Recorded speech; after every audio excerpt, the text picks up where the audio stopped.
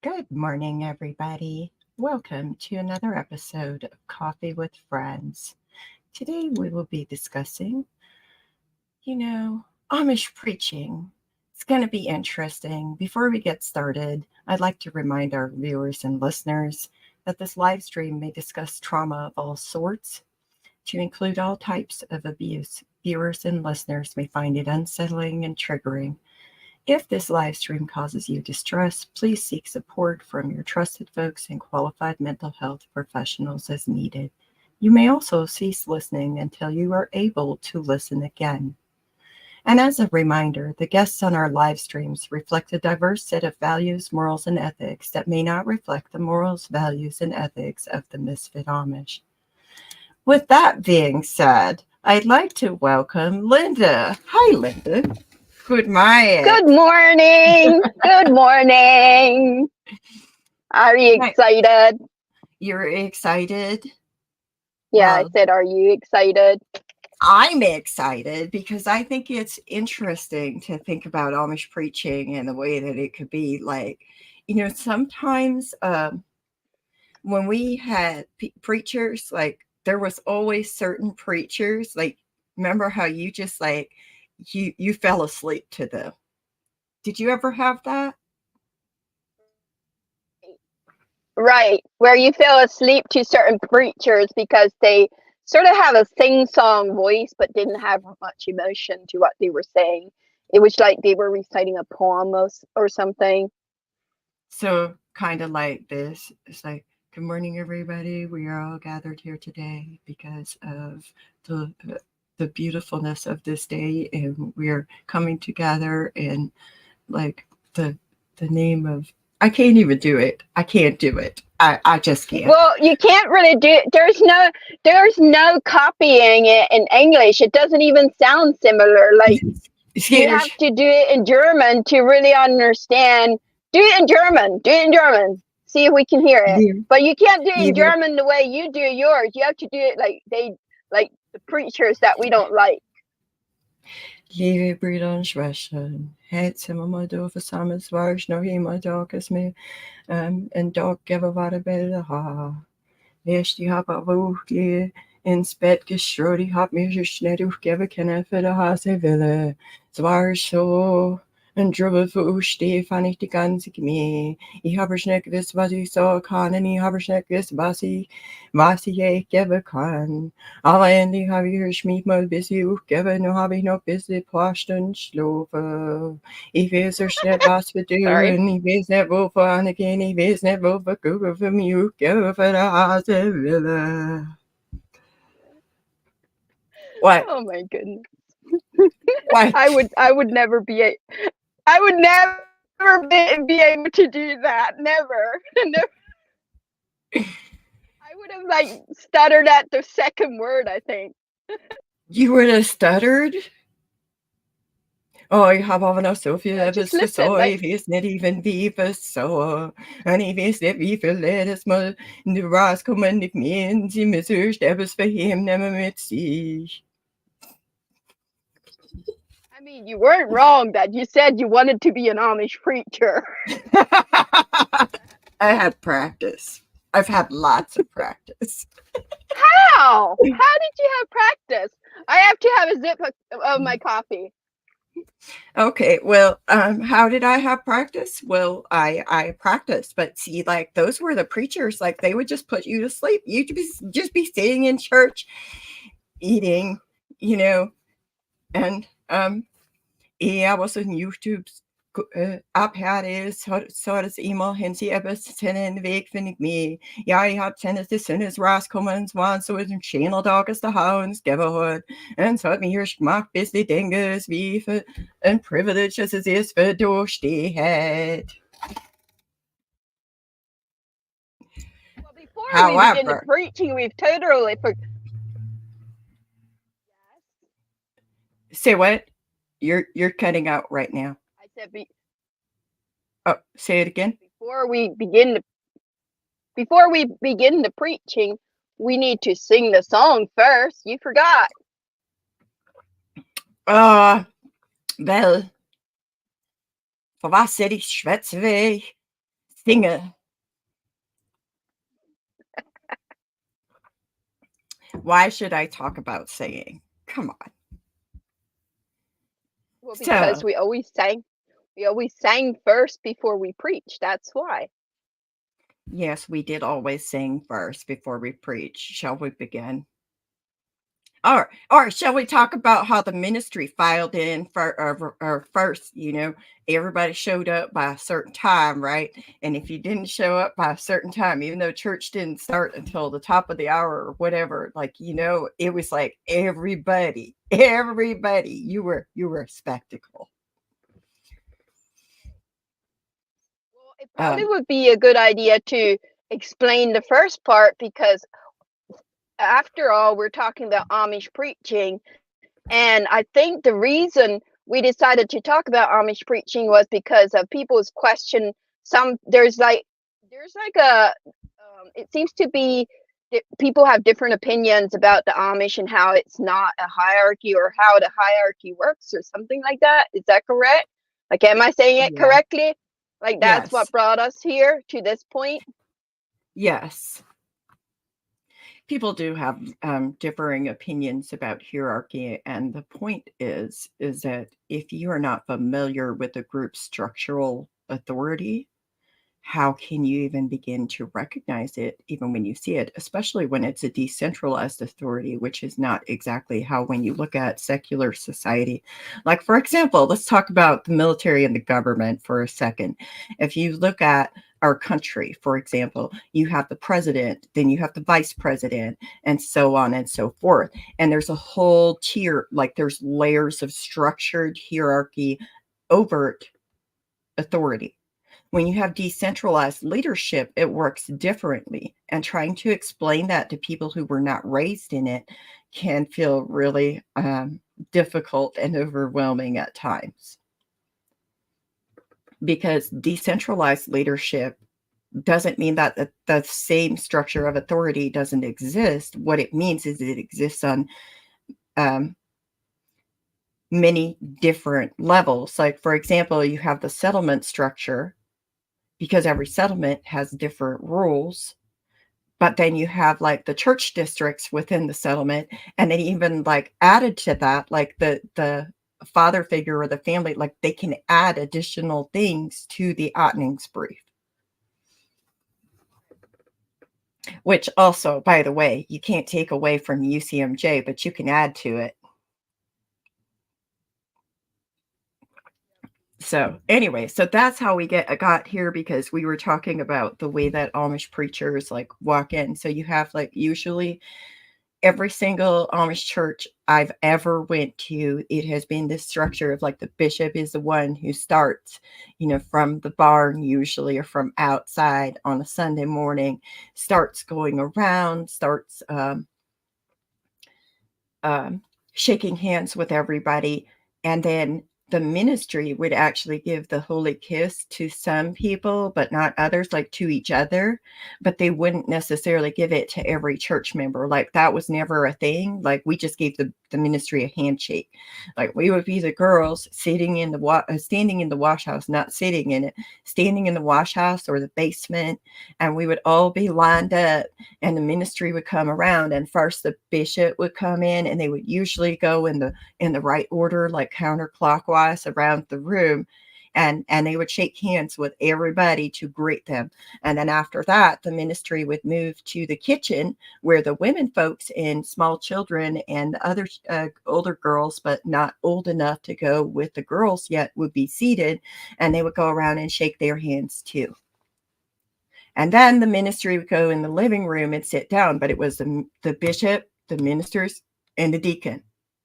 Now, to my best understanding, some church districts will have 3 ministers, but that is a rare occurrence and usually resolves itself when a church district splits.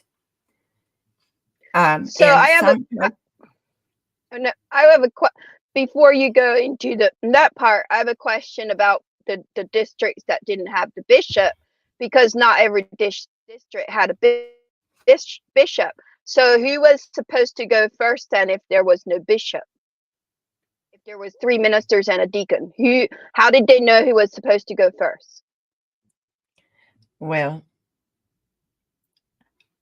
that depended on how they had it structured, but often the deacon was supposed to like fill in for the bishop, or you would have the most senior minister go first, which was an age thing usually.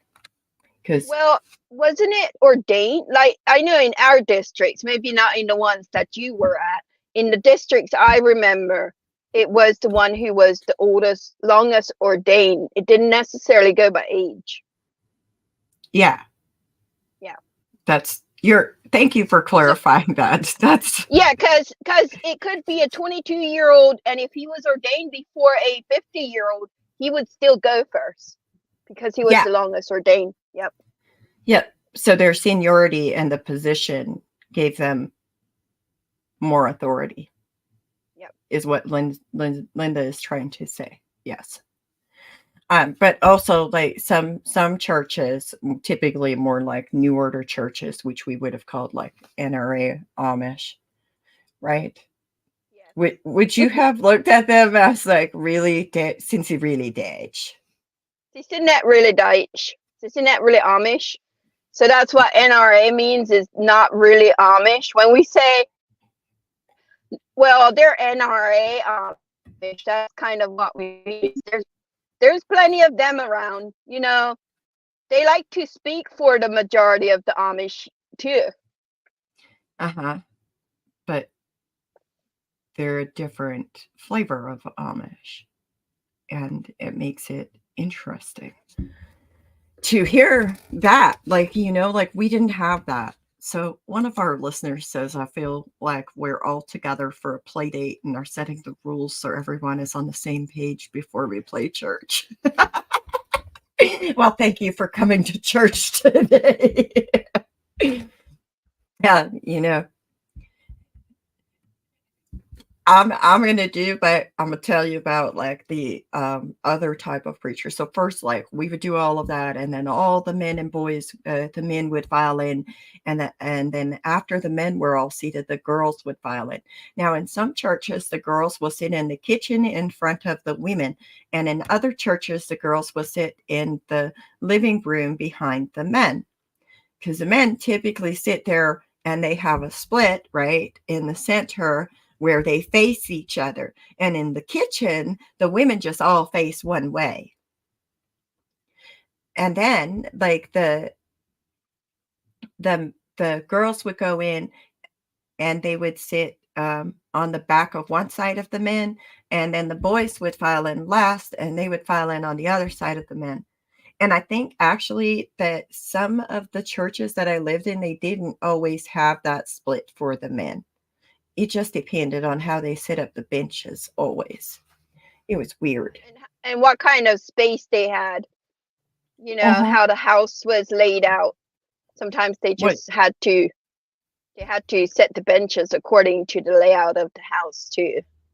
They had to make it because everybody was supposed to see the preacher, right? Whoever's preaching, whoever's reading from the New Testament, whoever's like, we were all supposed to see it.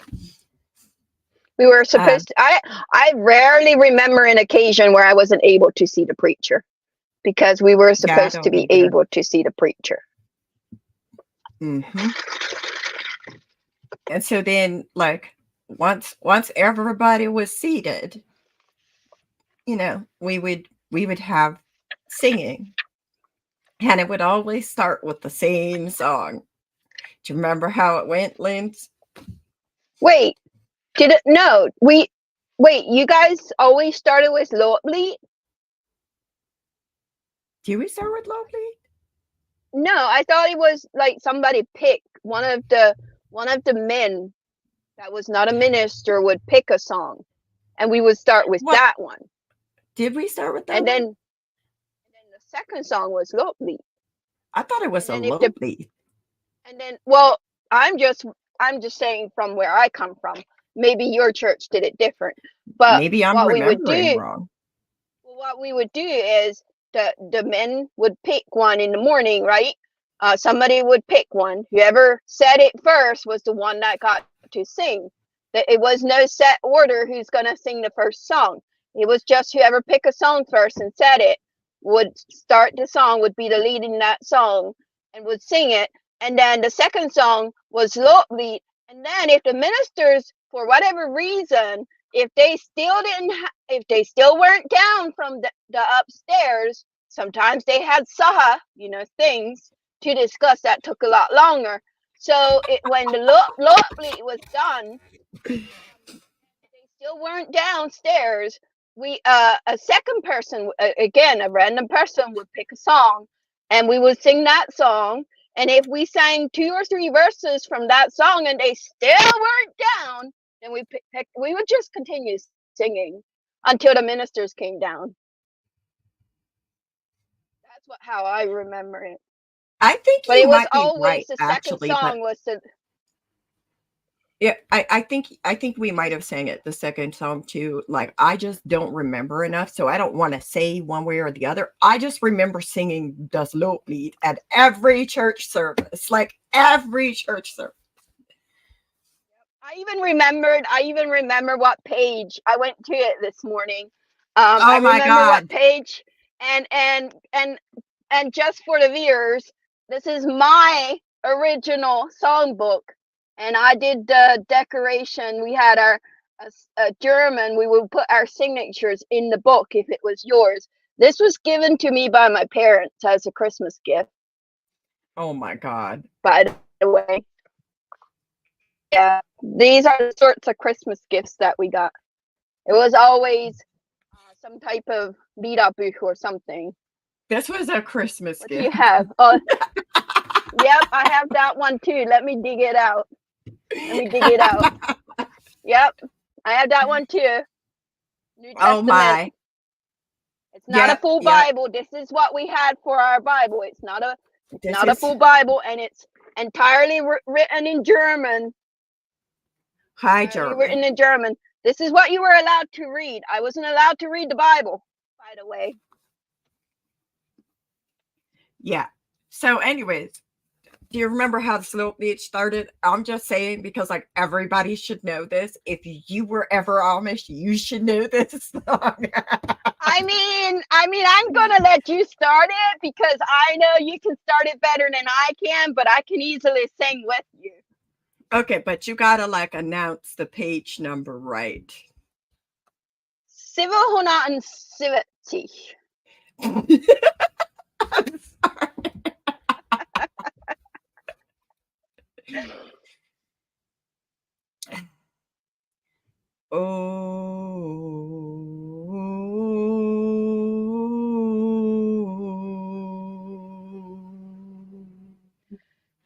God. You're not supposed to laugh. You cannot laugh. I'm just saying. Oh my goodness. But yeah, I want to at least do one line without laughing. Well, it's probably gonna take like 5 minutes though. I don't even. It's so ingrained. Like, I spent 20 years of like every other Sunday, almost 20 years. I was almost 20 years old, and I spent almost 20 years. I was 28 years old. 28. Yeah, 28 for me. It's so ingrained. First off, like, women were not allowed to lead this song in the first place. So, right. Like, correct. Correct. You know, like, women did not lead any songs in church. But anyways.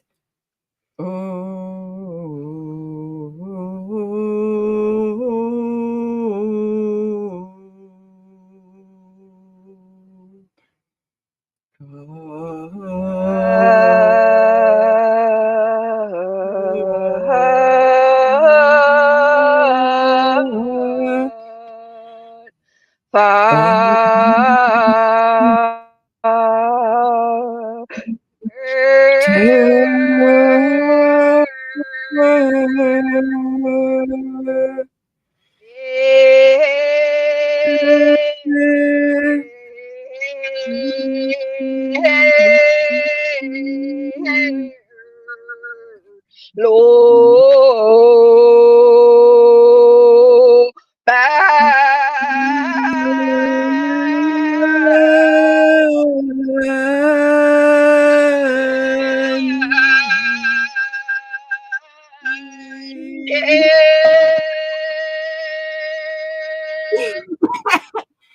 Oh my God. Enter. Somebody Wow, says I they're could really singing get with into us. that one. I could really get into that one. I think I feel like slightly like, I kept waiting for the church to join in. I needed the church to join.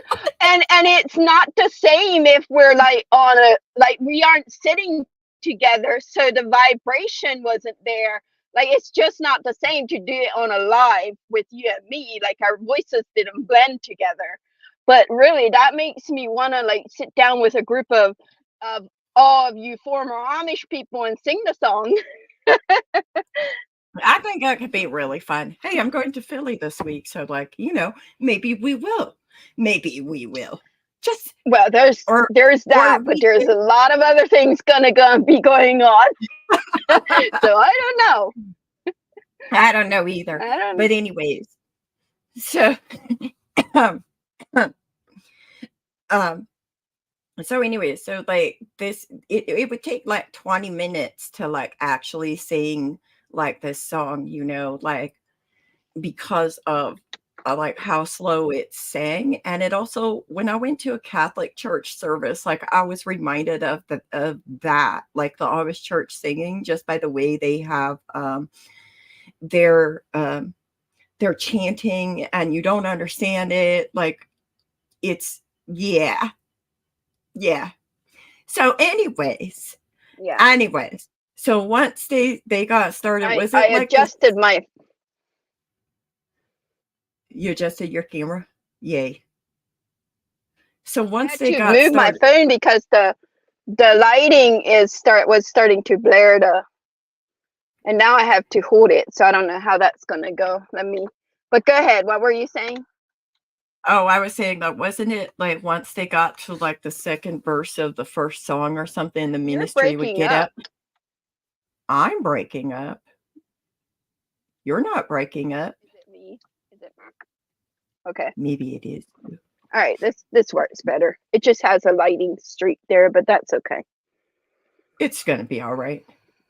So what I was asking is, yeah. Then once we were done with the Loblied, once the Loblied was sung, and the ministers were downstairs, is what you're saying. We only sung two songs for the most part. Went upstairs. When they went upstairs. When did they go upstairs? Okay. Right. When did they go upstairs at like the was it the second verse, or was it like, what was it? Like it was something. There was always like a predefined like something where they went upstairs. Anybody remember know? exactly, but I want to say the second line of the first song. Is that what it was? Maybe. It was either second line of the first song or the second verse of the first song. But I want to say they went pretty soon. I want to say it felt like they went pretty soon. And then like sometimes they would have all this church business to discuss, and we would get done with this low beat, and then like they wouldn't be back down yet. So we just start singing other songs until the ministry came back down. But also every time they get up to go upstairs, like the bishop would go first, and then the ministers, and then the deacon.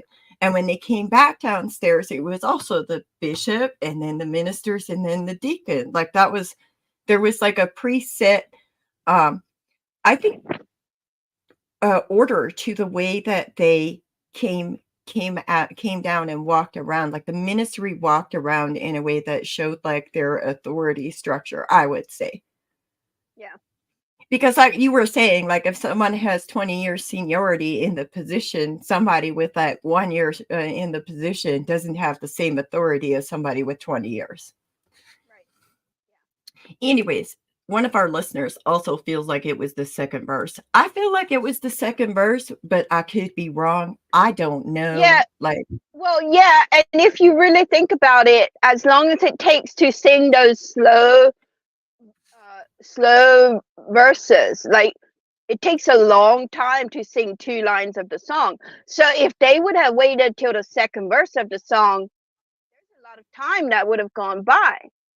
yes, Second verse. So I'm thinking they went pretty early because they had a lot of business to discuss usually. lots of business, especially when they I were. mean, it would be interesting to have a former Amish preacher in this live sometime, because I would really like to hear what they discuss in the road every time. You know, I want to know. Really? Wel, Lynda, du weißt zelfs meer Sachen und du musst nicht mehr Sachen erzählen zu der Welt. Wel, ich gebe euch nämlich nichts drum, weißt. Oh, ja, ich gebe auch nicht mehr Ihr nichts darf drum. alles wissen. In So, my opinion. what I said was, this is church business, and we don't discuss church business with the world. And Lynda said, she just doesn't care anymore. She just wants to know. We do have a question, Lynda. May I ask, did y'all have a pitch pipe? No, we did not. No. It was the only type of instrument that was allowed in Holy Land. One single note at the beginning of every song. No, we were not allowed any instrument in our church services, or wedding services, or in our funeral services. So then I wasn't even allowed. I wasn't even allowed an instrument in the singing, but I think you had a harmonica, right, Fee? yeah, I had a harmonica. Okay, some of the settlements I lived in, they allowed me to have a harmonica. Other settlements did not allow harmonicas. However, even the settlements that allowed harmonicas, they still didn't allow us to like sing and play the harmonica together. They had to be entirely separate. Right. And you know, one time I asked them why King David sang and danced before the Lord. Oh. I had questions, okay? Like I just had questions. Right. But anyways, so then now we're going to talk about, so we would have a preacher get up and preach, and then wouldn't the first preacher do like the short prayer, or was it the deacon that did the short prayer? It was the first preacher, because the first preacher would preach a brief message, and then he would ask us all to kneel, which was very briefly. We would kneel, the entire church would kneel, and we would have a short prayer. Right. And preceding that prayer was something like this. And we're going to pretend we're like the fire and brimstone, like the wake up kind of preacher right now. It went something like this. Did they have a prayer from this? Did we have what? I said, did we have the first prayer out of this prayer book? I know the second prayer was out of here, but I don't know about the first one. I'm pretty sure it was. I think they were both out of the same prayer book, if I remember right. But I could be wrong again. Like these are like just interesting facets, okay? And then that same minister would get down, and the whole church would kneel together as one in the body of Christ. They would come together and they would kneel together. You could hear it, but it was like a distinctive sound. Like if you didn't do it properly, your sound stuck out. I'm telling you, the sound stuck out. And then the deacon would when we stood up, the deacon would stand up and he would read directly from the New Testament, this book. I have a perfect chapter for everybody. soll mal ein bisschen erzählen von Romans Chapter 13. 13 Kapitel. Jedermann sei untertan die Obrigkeit, die Gewalt über ihn hat, denn es ist keine Obrigkeit ohne von Gott, wo aber Obrigkeit ist, die ist von Gott verordnet. Wer sich nun wieder die Obrigkeit setzt, die widerstrebet Gottes Ordnung, die aber widerstreben, werde über sich ein Urteil empfangen, denn die Gewaltigen sind nicht den guten Werken, sondern den Besen zu fürchten. Willst du dich aber nicht fürchten vor die Obrigkeit, so tue Gottes, so wirst du Lob von der Stelle derselben haben, denn sie ist Gottes Diener dir zu gut. Tust du aber Böses, so fürchte dich, denn sie trägt das Schwert nicht umsonst. Sie ist Gottes Dienerin, einen Rächer zur Strafe über den, der Böses tut. Darum ist Not untertan zu sein, nicht allein der Strafe zu willen, sondern auch des Gewillens willen. Okay, we're done. I found. I'm sorry, I just have to like translate that for y'all. Yeah, translate that. Everybody shall obey the government. Anyways, basically, the gist of it, the government is always ordered by God. Yes. They say it every Sunday. We have to obey the government. Why are they so disobedient to the government? That just blows my mind.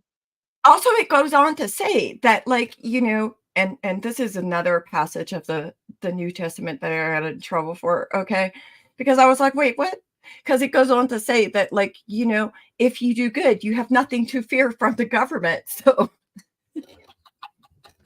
anyways, I have questions about that. I always have had questions about that. And you know what I found? What? I found the second prayer they did. Oh, you did? Yeah. The long bit. So then after like the deacon gets done, he might say a few words here and there of like, oh yeah, you know, we all know that when I got up and read this passage, it's such an important thing. We have to obey the government, and the government is appointed by God. And I'm just a Omni Hadina. You have to tell it in English. What does Omni Hadina mean? Omni? I don't know how to translate Omni. I'm just a humble servant from God giving the message is pretty much the way I would translate it. I wouldn't even say I'm just a humble servant. It's like I'm just a poor, pitiful man. I think I'm translating it the way I understood the message. I'm not necessarily word for word as they were saying in German, you know, like right. That's my translation of it. Right. Okay. I mean, and I would translate it as like, you know, I'm just a poor, pitiful man here, you know, and I'm looking for God to give me guidance. Right. You know, because there's always that part of it. Yep. And so then after like the deacon gets done with his little like spiel, what he's read and talking about it, the whole church sits again, and then the second preaching happens. And you know, sometimes you can literally sit there and sleep through the first preaching, and the second preacher gets it, and they're just like, Liebe Brüder und Schwestern, und alle aber schön Spitzenheit over Summit and Fisch. Ich habe mir bisschen Stoff versauert, gestreut, weil ich denke, was ich sagen kann, hätte ich mehr. Und ich habe ein bisschen gedacht, was gegeben hat letzte Woche in die Hochzeit. Und es war so schlimm, was die junge Leute getan haben. Sie sind nassgegangen in die Welt und sie haben Kerne vorne. Und wir wissen nicht, ob es der Hase will ist. De äldre misse de kindere ville for brevans igjen hostusen. Man du net de kinder liv, stand ich net nede ville for brevende hostu. Oh my goodness. En til ik må deg fortelle vek med egne bo. Himmel det svag er just about say ja, den himmel det svag har vi en profe, nasken en det kefira, en outside of the net, en outer spissige grischen of me, ni finish naskan, haben steck up, nummer von der Buschen hab ihn schläg gebe, en outside net, en out net die hoek gebe. Und nu bin ich naasgegangen, ich hab einen großen Strap genommen, ich hab ihm mal wieder Schläg gegeben. Der nächste Tag haben wir erst mal ein bisschen geschwätzt, wer es verwasser, der hat mich gehatet. Kinder sollen ihre Eltern immer haten. Und nu hab ich sie Wille verbrochen, na, ist so viel besser. Und wenn du die Kinder lieb hast, dann setzt du mal ihre Wille verbrechen. What? Oh my goodness. Also preach, don't forget how they preach about the ones that left the church. Wees, wenn du nicht Liebe hast für die Kinder, dann gehen sie auch nass in die Welt. Sie nehmen ihre Bund und ihre Fies und sie gehen erst nass in die Welt. Wir wissen nicht, was Hoffnung ist für sie. Wir wissen nicht, was sie du sind. Wir wissen nicht, was das Satan und sie geben hat für du. Und sie gehen erst nass und sie tun erst all das Stoff. Wir wissen nicht, was wir du können für sie helfen. Es ist zu spät. I'm sure you're not going to translate all that. I mean, you can give a brief translation. Get a bit close to home. I'm sorry. Did I get the intonation right? I mean, you were not wrong that you wanted to be an Amish preacher. I just could not. I've learned a lot about what we should say. So the first part was really just like, oh, well, today and last night, I really just, it's such a trouble to me. But really what I thought about is what happened at the wedding last week and how these young folks are going out and driving cars. And we just don't know that that's the Lord's will, and it's the parent's responsibility, and they have to break the will of the child in the high chair. And if they have love for their children, they really need to break their child's will. And to like really summarize that, I'm going to give you an experience with my own child and then share an experience of like, I heard this over and over and over again from parents, like fathers, because the only preachers could be men. They would literally sit there and they would talk about what the young folks are doing. They talk about how, like, that's not okay, how we have concerns about that. And then like they would turn around and they would give an example of like hitting their own children. And how, like, if one thing didn't work to break their will, they would turn around and use another thing to break their will. So, yeah. And then Lynda brought up the whole, like, how they talk about the people who go out into the world. And part of that is like, we just don't know. We just don't know. So the people that go out into the world, they took their covenant and they stepped on it. And we just don't know that there's any hope for them. And once your child goes out into the world, it's too late. They're given over to Satan, and Satan has them. Everything they do from that day forward, when they make the choice to leave the church, they're in Satan's hand. So anything they're doing is from Satan. And you cannot, it's very hard to even have a conversation beyond that because they're so convinced that you're with Satan. Mm-hmm. And I think for me, like part of like, you're not wrong. I really did want to be an Amish preacher as a small child. You told me at 5 years old, you already wanted to be an Amish preacher. Preacher. I knew where the power was. I knew exactly where the power was. I don't want to be an Amish preacher like that anymore. I don't want nothing to like. I just don't like. That's not even a thing. But I do think there's some of the things that we sometimes like feel is like people think that we are so like, we have certain looks. Like when we go to like church or a wedding or like even a funeral, we have certain looks. We have certain ways we're expected to dress. And then there's also this thing of like our language in and of itself is different. Like we can use the same word or use the same phrase. Like we can say things and it can be like completely due to the intonation, our relationship with the person. Like it can mean two different things, which is just like, so if preacher number one, who's sitting there and literally going, I'm just going to read from my little songbook, which, by the way, this is my little songbook that I used when I went with the Jungilet. I'm just going to read from that for a second to remind you of like how we were talking about the first preacher, for example. If he would get up and he would say, "Oh God, Father, wir loben dich und deine Güte preisen, dass du, o Herr, dass du dich, o Herr, gnädiglich und uns nahe hast beweisen und hast uns her zusammengeführt, uns zu ermahnen durch dein Wort, gib uns genau zu diesem."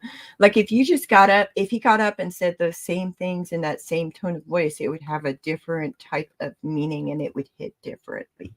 Yeah, like now do it in a way of like a preacher that would really capture the attention of the audience. He would be like, emotion.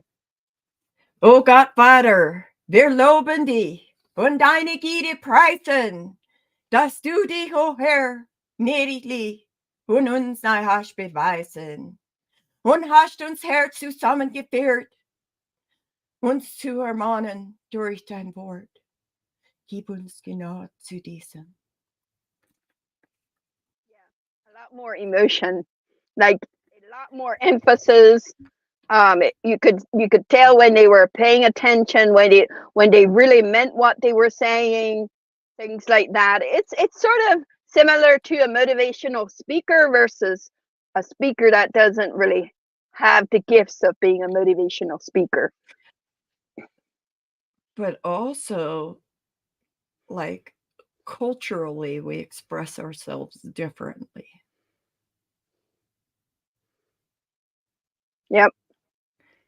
Because the way that some Amish preachers preach, if they went to a secular place and spoke that way in a secular place, the secular people would not understand.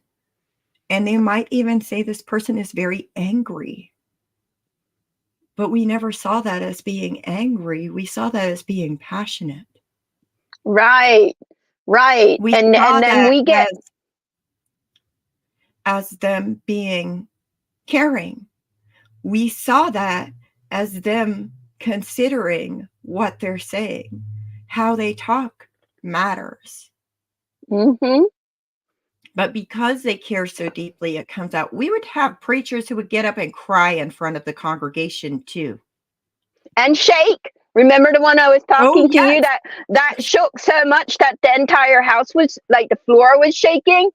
It would vibrate because he was shaking, and he would say that he feels anointed by the Holy Spirit. And I truly to this day believe he was anointed by the Holy Spirit. And he wasn't, if like he was passionate, but he wasn't angry. Mm-hmm. He was loving, but he wasn't like, he was motivated. Whatever he said was with passion and love, and you could feel it. And I think also, Fee, what you were trying to say is often get misunderstood because of the cultural barriers from us and the English world, because we may say something in passion and in love and in caring, and the other person might think we are angry. Mm-hmm. I think that's what you were trying to say, right? Yeah, that's actually exactly what I was saying, because like that is very true.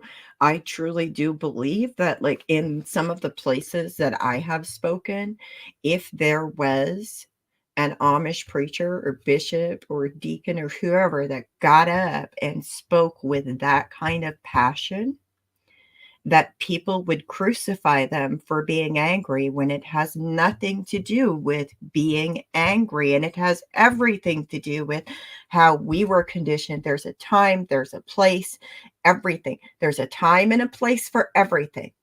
So, you know, women are not supposed to speak in the church. Women and AFAB people are not supposed to speak in the church. But me, myself, and I have built a platform with the help of wonderful people like Lynda and the Misfit Amish and the Patreon subscribers and everybody who's listening and following, where I speak. And I speak in the ways that I want to speak. I've been guests on other platforms, and I speak usually in the ways that I feel safe to speak. And I think it's important to recognize that piece of our cultural differences, and to understand that when we ask you questions, we're trying to understand where you're coming from. Usually, we're trying to understand where you're coming from. We're trying to understand why you're making statements or asking comments that really come across as being rooted in stereotyping Amish people. And perhaps it's not even due to your own, like, it's not even due to anything. It's just due to the conditioning by society to look at how society looks at Amish people by and large. But when we are sharing with you, I really see it happening to more than just me. I see it happening to a lot of raised Amish people. It's like we communicate differently. Yeah, and like we even discussed that even when it comes to Mennonites, we often have cultural barriers because Mennonite and Amish are so different. Like I said, Yeah. I live in a Mennonite community now, and there is so like I feel very isolated often because I do not understand the Mennonite culture. And when people try and clump us all together as Mennonites and Amish, it doesn't work because we're two very different cultures. We have similarities, but we are very different. Oh, we are very different. I would agree. We have some overlapping similarities, but also when you start looking at high control groups and how they control people, I mean, they all do it with similar methods. So we have that in common, but also, conscientious objectors. But really, here's the thing. We are not the same. We are not even remotely close to the same. Like, I found it very difficult a lot of times to communicate with many Mennonites. And I do have some wonderful Mennonite friends, okay? But I do think that in the instances that I'm referring to, that part of it is because we are so different, even though we fall under the Anabaptist umbrella, we're not exactly the same. And I think that's why it's so important. And it seems like we're almost like a breaking record, broken record when we keep saying this repeatedly. I know Fee has said it multiple times, and I say it. I said the same thing. I stand with it that Mennonites should not be speaking for Amish, and Amish should not be speaking for Mennonites because you just can't. It's not the same. It's just not the same. Uh-huh. And Their the church other thing, services are different. The way they wouldn't if an Amish person, a Mennonite person was in this live today, they would tell you completely different story of how they're preaching and how the little details that we had to do to dress it down, everything down to dressing, down to the way we talk, down to the way we greet each other. Everything is different.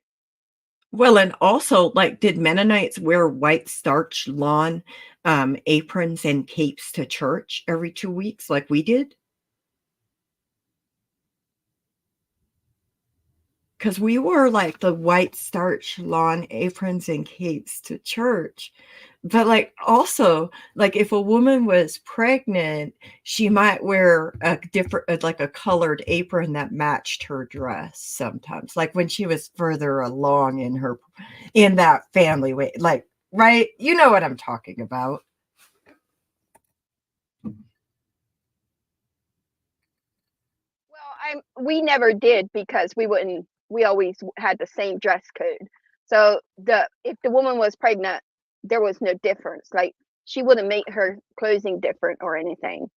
Now, I think some of that has changed more recently because I've seen Amish that I would consider not really Amish that I've seen wear we call the bib aprons out in public, and their bib aprons are more like a maternity type clothing. So I think some of them may have changed a little bit, but for the most part, in church services, the dress is the same. Yeah. But Well, the dress anyways, is the same, but that white starched apron might change. Did y'all wear white starch aprons to church? not the women, the girls did. Did the women? Yeah, the women did too.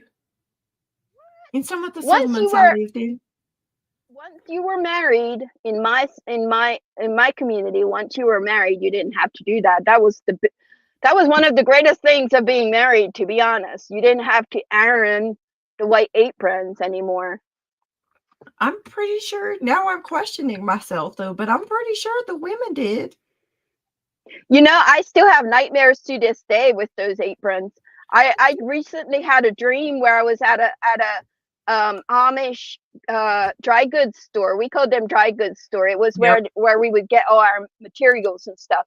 And I was looking for some of those aprons for my young daughters to wear that wouldn't wrinkle. I didn't want to iron them. That was in my dream. Oh, Oh so my much God. ironing. So much ironing. For what reason? Like it just Wash doesn't on make sense. Monday, iron on Tuesday. Anyway, we haven't finished our church services. I'm patiently waiting to read the last prayer. Okay. Well, anyways, go ahead. Go ahead. Well, So what? after the second, like, so the second preacher does all his sermon, and then like it's again like this whole announcement, and the whole church kneels. Aha, here we go. We did not wear the white aprons in the Michigan churches, and the pregnant women would wear big black jackets. Oh, wow. I'm Wow. telling you, maybe it's just the differences in this element. Did you know that years ago, like my great grandmother, in her time period, women did not go in public when they were pregnant. Mm-hmm. They would not go in public. You wouldn't see them at the And like, church services. You wouldn't see them out and about. furthermore, like at like the end of their pregnancy, like the last 6 weeks of their pregnancy, like some women wouldn't go to church. Yeah. Yeah. Yeah, I remember that because it was like, I forgot about that part, but every time I was pregnant, I wouldn't go to church the last at least 2 weeks, sometimes a little bit more when you weren't quite sure when your due date was. You wouldn't go to church at least one or two times before the baby was born. And then after the baby was born, they wouldn't go for 6 weeks.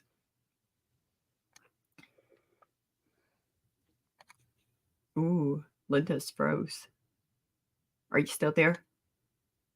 Yeah. Yeah. So after like the baby was born, did you like also stay home for 6 weeks with your baby? I'm frozen. I'm frozen. No, you're fine now. I think. Yeah, women would stay home at the last month or so. It Yes. probably also had to do with the sheer misery of having to sit on those backless benches with a pregnant Billy. Yeah, like those wooden benches. I can't imagine having been pregnant and sitting on those backless benches. Like I'm just saying the wooden benches like that. Ugh. I can't imagine. And then like another thing is like once the baby was born, then the woman would usually have like a They mat. often gave you a chair. Like I was. You're cutting out. They often gave is the last thing we heard. Yeah, I'm realizing that, and I don't know why, because I have very good service. I don't know either, but they often gave what? Oh, they gave us chairs to sit on. Oh, They gave us chairs. I just can't imagine. Anyways, but after the baby was born, did you also stay home for 6 weeks and did you have a mott?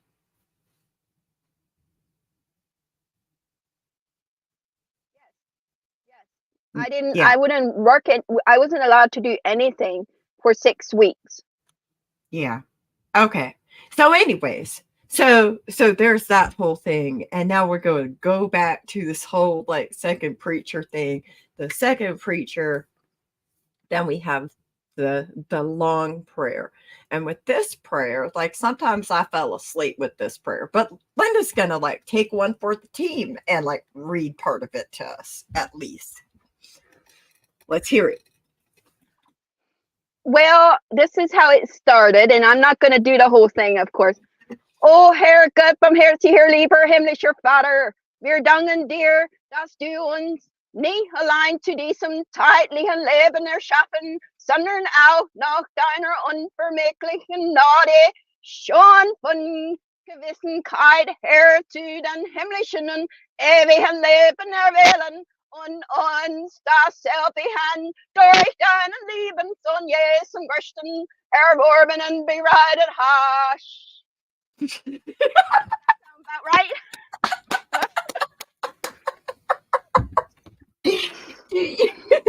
you I can't reach I have another verse that I want to do. I'm just gonna go through some of them. Here's one that I really like. Starke uns und tröst die auch alle Kranken, betriebe die Herzen, sei ihnen gnädig und gib ihnen zu erkennen, dass du sie aus Liebe tätigen.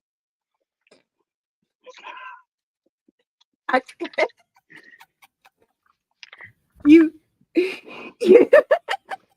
Are you sure? Yeah. I think you wanted to be a deacon. That's what you wanted.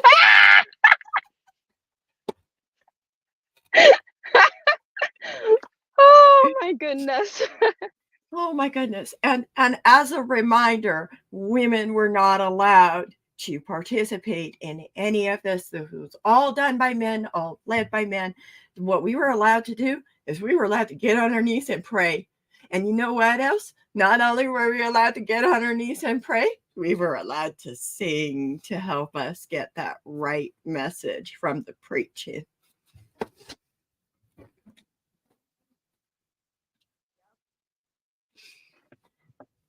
So then, Yep. Usually after that, what would happen after that, Lynda? After that long prayer?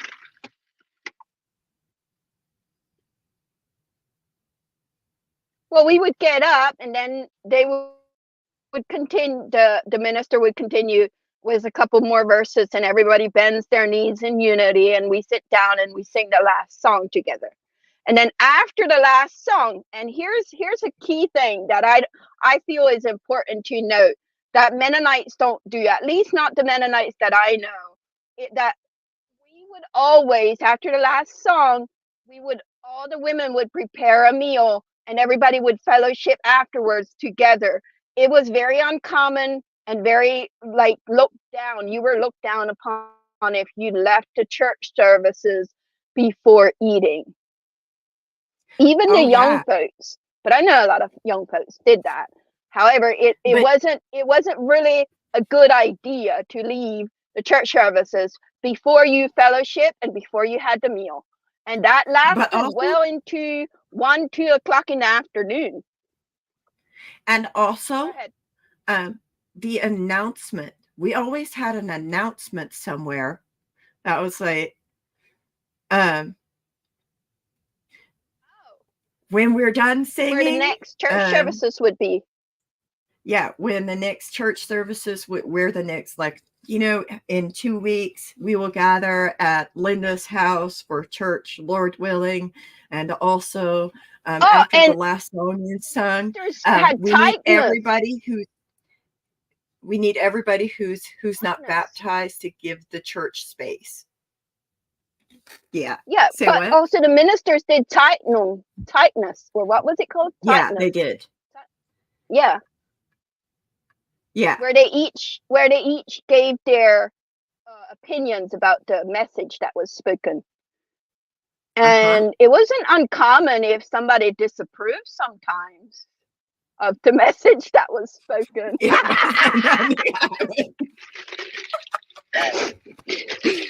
Anyways, yes, we did hear some of that. But also, so then they would sing the last song, and then everybody that wasn't baptized would have to leave. And then if it was a specific person who was in trouble like me, they would name me as having to give the church space with that last announcement, right? And so then, like, everybody would get out. And this is like, okay, the woman of the house and her, like, daughters and everybody, like, they had come together, and people would, like, help her, like, clean the house the week prior. And not only that, she would be during this whole, like, 3 hours long process of at least 3 hours church service, probably like 3.5, maybe even 4, just for a regular church service, sometimes after, like, church business gets handled, right? Because that can take a while sometimes when they disagree. Anyways, she would be, like, working on preparing the food and making sure that everything's ready to have that fellowship meal as soon as like the church business is handled and everything is taken care of. So, like, once, like, the people left, like children left and unbaptized people left, and the person who was in trouble, then they would, like, announce, like, the issues, and then they go around and try to if get they had what you're referring to as six, if they had what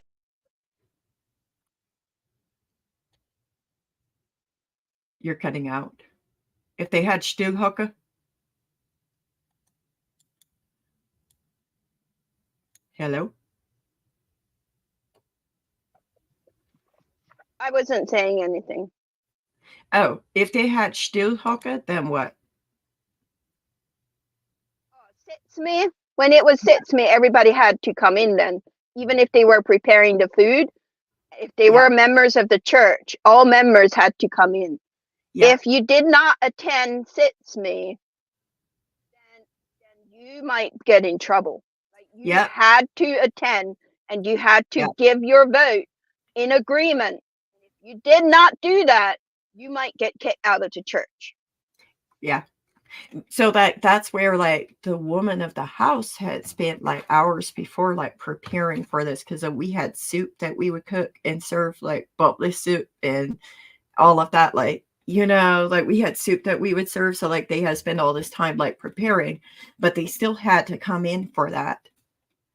And, like, they would have, like, the older girls would be responsible for maintaining the food while we're sitting, like, to make sure it's prepared and ready. Like, so, like, if we're making soup, the milk's not boiling over, there's still a fire there in the kettle, because we would cook our soup.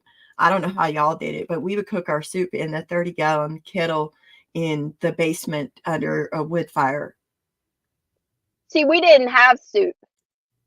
Yeah. So it was like a whole process. And, like, that was, like, we lived in other settlements where they didn't have soup, but primarily the settlements I lived in, they had soup. But that was pretty much the whole process. Like, that had to be maintained because we had we had soup. So it had to be ready. Like, so our water kettle that we had in the basement, like, would usually have to be maintained throughout, like, the entire time that the church is sitting still, even though the woman of the house who is baptized has to come in because they have to get a tagness, they call it, which is like, they take a rote. They're getting an even, or not even, it's not even, what do you call it? Sie müssen einige Rot haben. Because they would put the issue to the church, and then they would say, "Oh, we have to have a einige Rot." Right. The word of agreement. Mm-hmm. Well, they have to have people voting in agreement with. They had to give their word. Yeah. But then that's where, like, wasn't optional, even if they try and tell you that it wasn't. It was optional. No, it wasn't. It was never optional. You always had to vote. Like me, I was told that, I had to vote with my stepfather. And that when I got married, like, I was taught that when I get married, I have to vote with my potential husband, whoever that might be. And so for me, it didn't even feel like it was a choice. Like, not only was it not a choice to participate or not participate, it was also not a choice in how I voted, because people could disagree. However, if they disagreed, what would happen to them? Does anybody know? They would get shunned. They would get kicked out of the church. So, like, is it really an option to disagree when it goes to that extreme? When disagreement means that you can potentially lose your church membership. And I think for me, like, just understanding the Amish church preaching and how it goes, like, yeah, that whole fellowship meeting afterwards, and then, like, the whole, like, Sunday evening supper where people would be invited back for supper. Remember that? And the singing.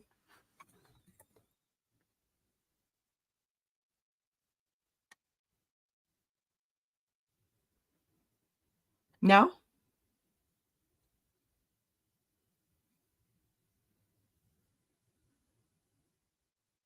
Yeah. It was like a whole day. Church Sunday was a big deal, usually, I would say. But we have very a couple. good service here.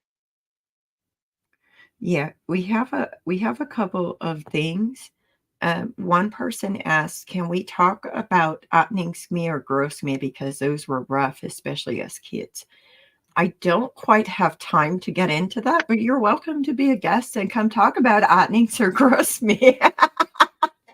I'd be happy to in 2 weeks. If everything goes as planned, in 2 weeks, we can reconvene to discuss. McKenna vill ha mer av en tvåhövande. McKenna vill ha mer av en tvåhövande. Ja, mechanic me haben en zweewoche hasebilis. McKenna, you're all the rules for Braham. McKenna, tama kuma emos the minute and coffee drink and me have a one novella.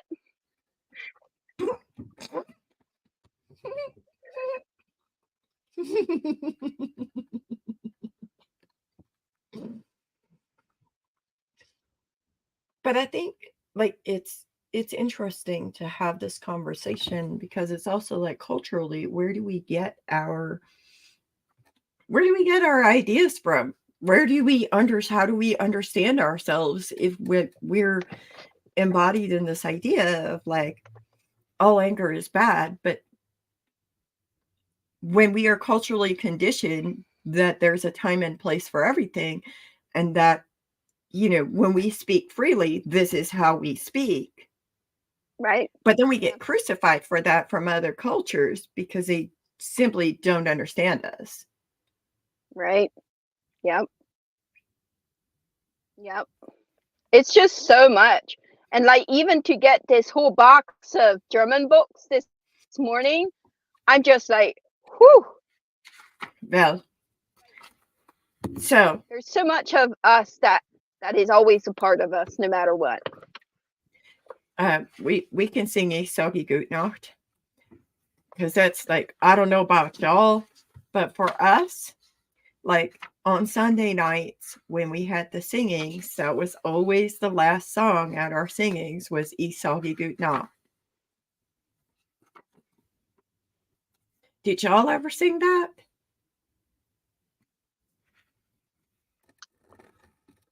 I think, but I'm not sure. I'm not sure if I know what you're going for.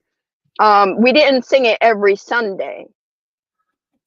Oh, So we you might we have to sure did. sing a verse or so, a line or so before to see if I can catch on.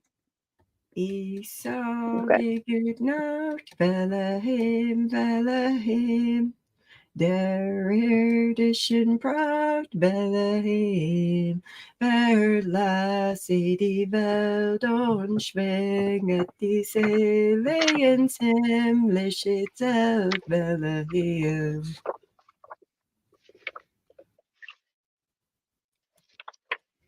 No, I'm not familiar with that. Or there's different versions of it. We sang all different versions of it. I Soggy Gute Nacht, der irdischen Pracht, verlasse die Welt und schwinget die Seele ins himmlische Zelt. Are you finding it? You're really finding it in your book too? No, I'm just looking at some songs that we sung, and I was going to see if I can sing one verse of them before we close. I was going to have that as my closing message. Okay. Well, let's hear but it. No, I'm not familiar with I'm not familiar with the one that you were singing. Oh, that's okay. But you feel free to sing your song.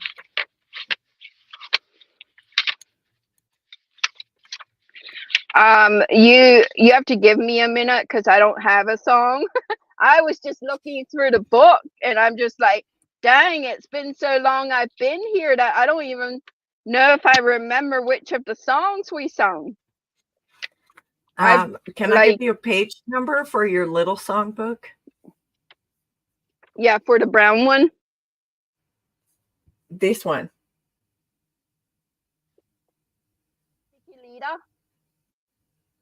Lira You mean the Dicky Lira? Dinny Lira Boo. Nope, not that I think one. we have the same one. This is what we sung from. Oh my God! We sung. Yeah, I think we sung the different songs because I don't. When you say Dinny Lira Biha, I think we actually have different versions of books because like you're singing completely different song.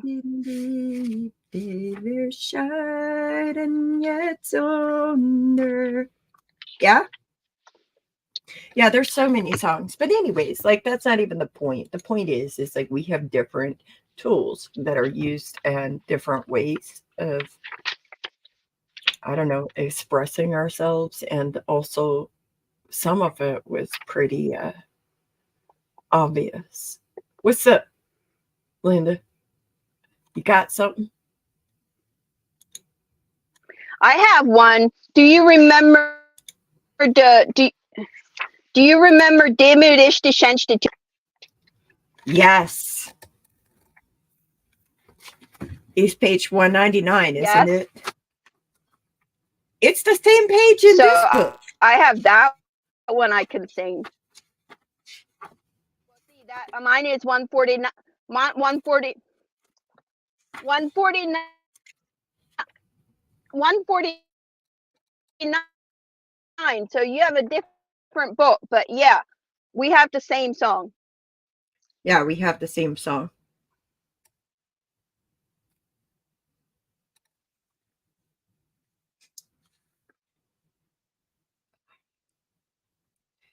Demudish. Are you going to go ahead, Lynda? Let's hear you sing Demudish de Schenchte Tugend.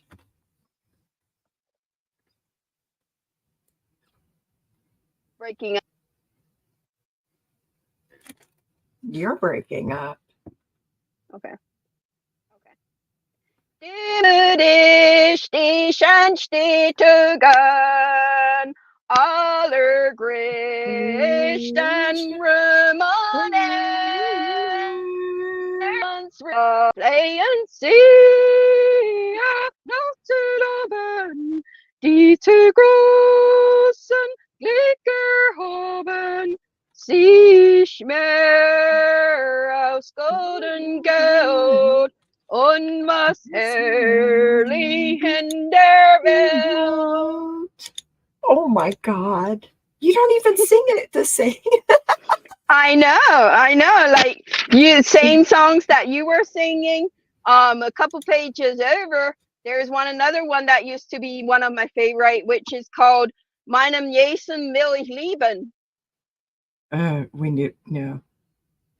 Yeah. Meinem Jason will ich lieben, thou ich noch in Leben bin, Energie, Mut und Sinn, bleibt mir ins Herz geschrieben.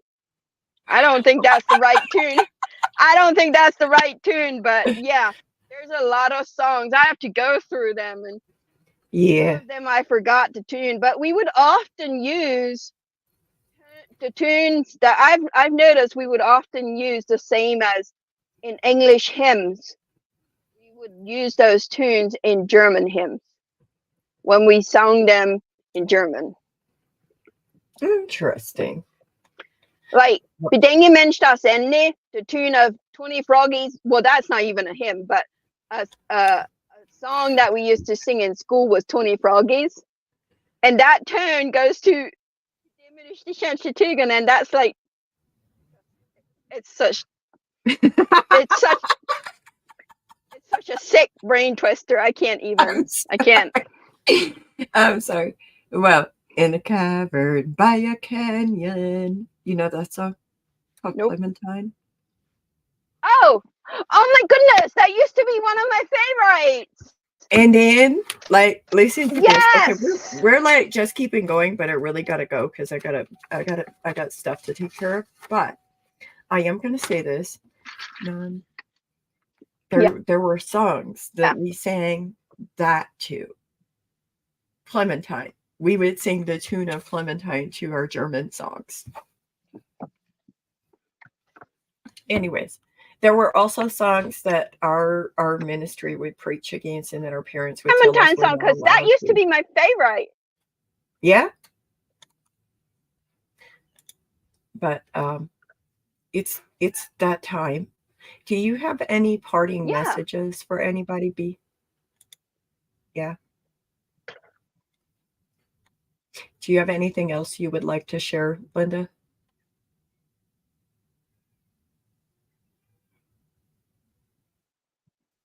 Go ahead. Yes, no, maybe. Goes with the German prayer for the Lord's Prayer. I think that's what they call it, right? Yep. We were supposed to use that prayer every single day.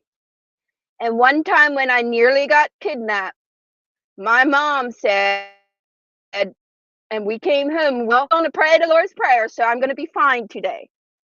Unser Vater in den Himmel, dein Name wird geheiligt, dein Reich komme, dein Wille geschehe auf Erden wie im Himmel. Gib uns das Tag unser täglich Brot und vergib uns unser Debt, wie wir unsere Debt forgiven. And I am so sorry, I do not know the rest of the prayer. Oh, but that's okay. I'm still going to be protected today. Okay. I'm still going to be protected. Good for you. Well, thank you, everybody, for joining us. Thank you, Lynda. Thank you, everybody, for all of your comments, for listening, for hearing. Thank you to our Patreon subscribers who have funded this along with the Misfit Amish. Thank you for this production. Thank you, BJK, for the art. As always, like, comment, subscribe, share. We couldn't do this without without you. Like, it really wouldn't exist if it wouldn't be for everybody who either is a guest, a listener, or podcast subscriber, or even our advisory board at the Misfit Amish. So thank you. Y'all have a great and wonderful, fabulous day. Live your best lives.